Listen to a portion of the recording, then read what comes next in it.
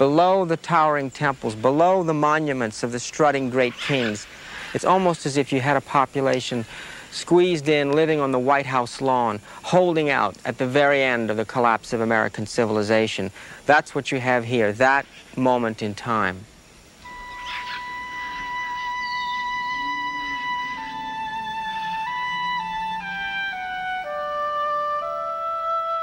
Copan, meanwhile, is struggling with problems of a different sort. When one of its most powerful rulers is captured and beheaded, faith in the divine authority of the kings wavers.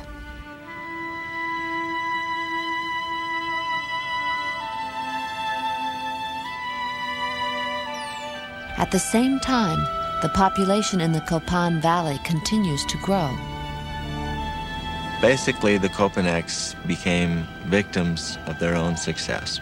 And as this city grew and became more vibrant and more attractive, eventually all this nice, fertile alluvial bottomland was covered by houses.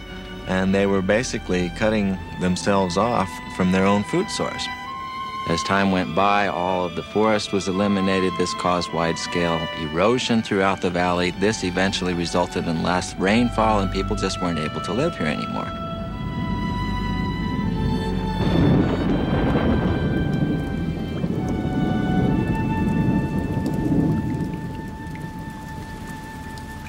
It is now the middle of the 8th century. Throughout the southern Maya world, the power of the kings is waning. Disease and hunger are becoming commonplace.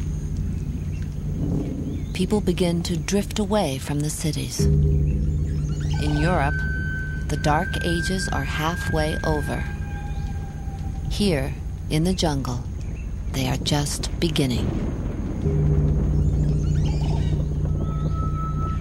Slowly, one by one, the great southern cities are abandoned.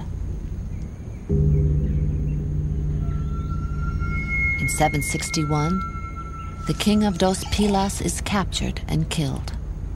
From that point on, there are no more hieroglyphic inscriptions here.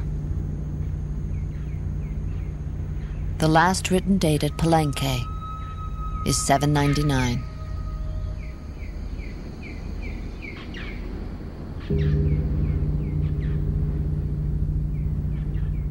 "20 years later, Copan falls silent.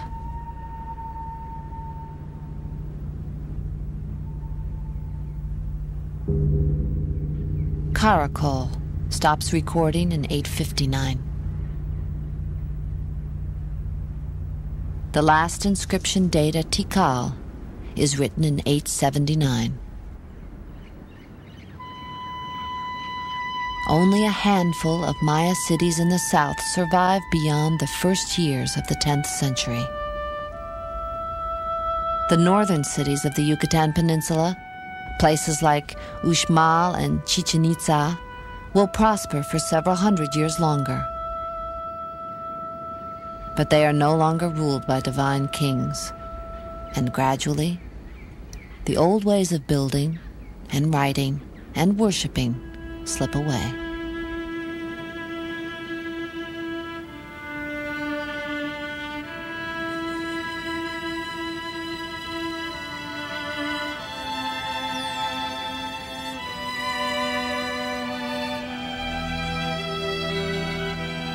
The classic Maya civilization is at an end.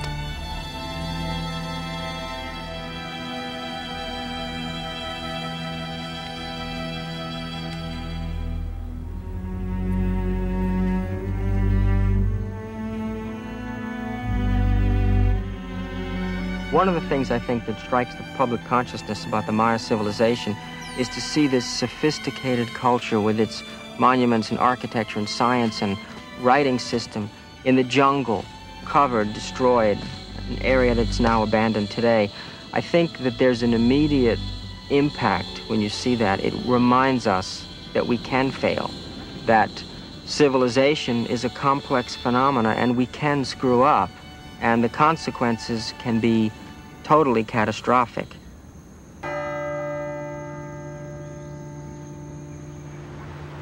Yet, while the classic Maya civilization may have disappeared, the Maya people have not.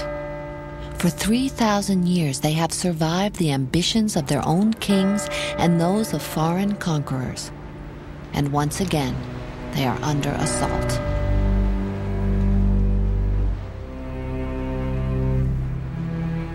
In Guatemala, during the past 3 decades, the Maya have been caught in a civil war they barely comprehend.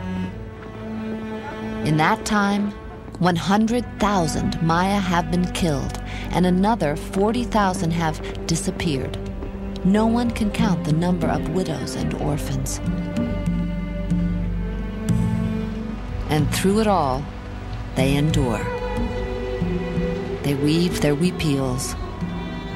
They farm their corn.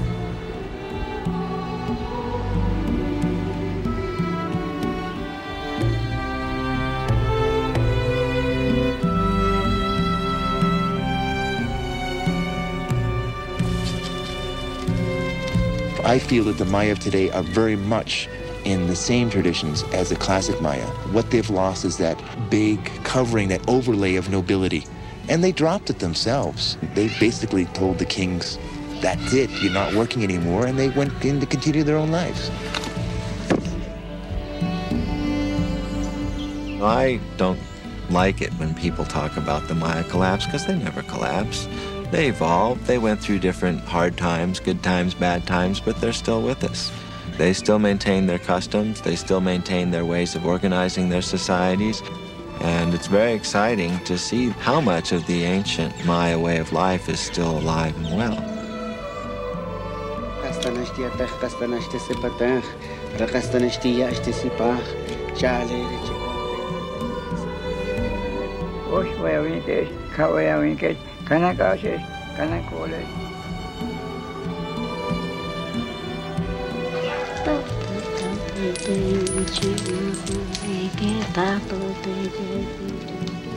What we're digging up, what we're coming up with, it's part of our history. And the men that lived here are some of the greatest men we've ever had. And it's a fact that we're getting to know more and more and more about the life of these people, more than I ever thought was possible. I think if somebody had asked me as a graduate student whether we would know what we know today about the Maya at Copan, there's no way I would have believed them. What is happening now is the people who made these places, people like Yashpak or Bird Jaguar or Pakal, are getting back their voices. They are becoming real to us and speaking to the people of the 20th century about who built this place and why and what they felt and what they thought about the world. These are not anonymous people anymore.